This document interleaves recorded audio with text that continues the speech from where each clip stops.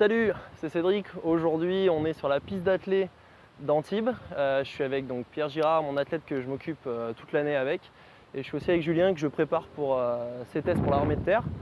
Aujourd'hui, on va travailler donc, sur un test qui s'appelle le Luc léger. C'est un test navette, 20 mètres entre chaque plot, avec une augmentation de 0,5 tous les km/h, enfin 0,5 km/h toutes les minutes.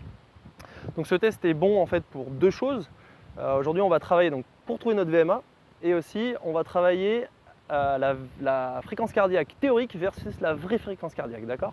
La fréquence cardiaque théorique, c'est ce qu'on apprend en cours, 220 moins l'âge. Donc par exemple, pour moi, j'ai 29 ans, 220 moins l'âge, c'est 191, ok?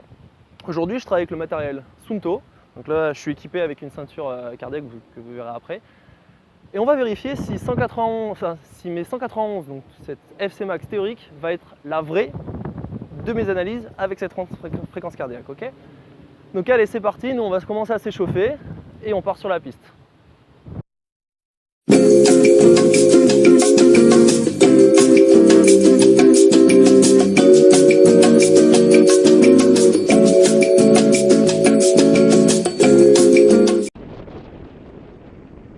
Cinq, 4, 3, 2, 1. C'est parti.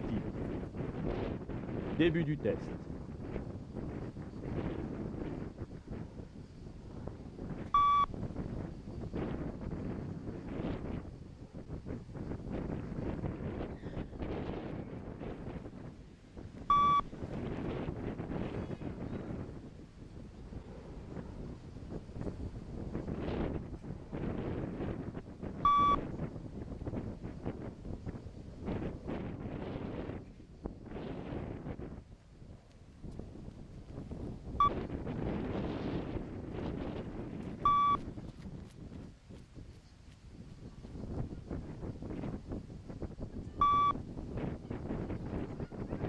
« 15 secondes. «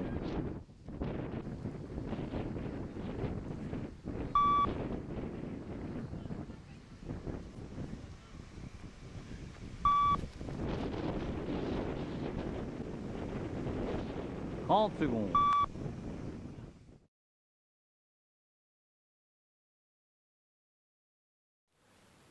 Voilà, donc on se retrouve pour l'analyse de la fréquence cardiaque. Donc là on est sur la courbe que vous voyez, donc sur ma fréquence cardiaque de mon test navette.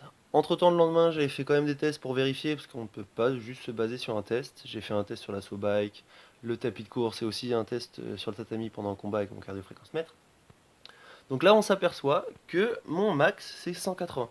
Donc ça c'est ma véritable FC max, ok? On a vu que ma FC max théorique était de 191. Donc là on peut quand même s'apercevoir qu'il y a à peu près 10 battements de différence, ce qui est assez énorme, parce que si je veux m'entraîner par exemple sur ma FC max théorique, donc qui est de 191, l'entraînement qui va en découler va être trop haut. Par exemple, si je suis à 4, si on dit aujourd'hui on va travailler à 80% de ma FC max théorique qui est à 191, et bien finalement l'entraînement va être trop haut parce que mon cœur ne peut monter qu'à 180. Donc ce qui s'explique en fait, les 180 en fait, pourquoi je suis aussi bas, c'est qu'il y a deux raisons. C'est que j'ai un cœur puissant, mon VES, mon volume d'éjection systolique est puissant, c'est-à-dire que mon cœur en fait à chaque fois qu'il bat, il envoie assez de sang. Et aussi grâce au taux d'hématocrite. L'hématocrite en fait, c'est, pour faire simple, c'est le taux de globules rouges dans le sang. C'est-à-dire qu'en fait mon sang est très oxygéné, donc mon cœur n'a pas besoin de battre forcément énormément pour pouvoir apporter de l'oxygène. Donc voilà, aujourd'hui on a vu la différence entre la FC max théorique et la véritable FC max. Donc on voit qu'il y a quand même un écart, donc se baser sur un entraînement, si on peut, si on a les capacités, le physique, faire un véritable test de fréquence cardiaque terrain avec un quart de fréquence mètre. Bien sûr, si on ne peut pas, on n'est pas encore en forme, on peut très bien se baser sur un FC théorique, mais voilà, faites attention. Par exemple, dans mon cas, si je me basais sur la FC théorique, les entraînements seraient trop haut par rapport à ma véritable FC. Voilà, n'oubliez pas, soyez bons et on se voit dans une prochaine vidéo. Ciao.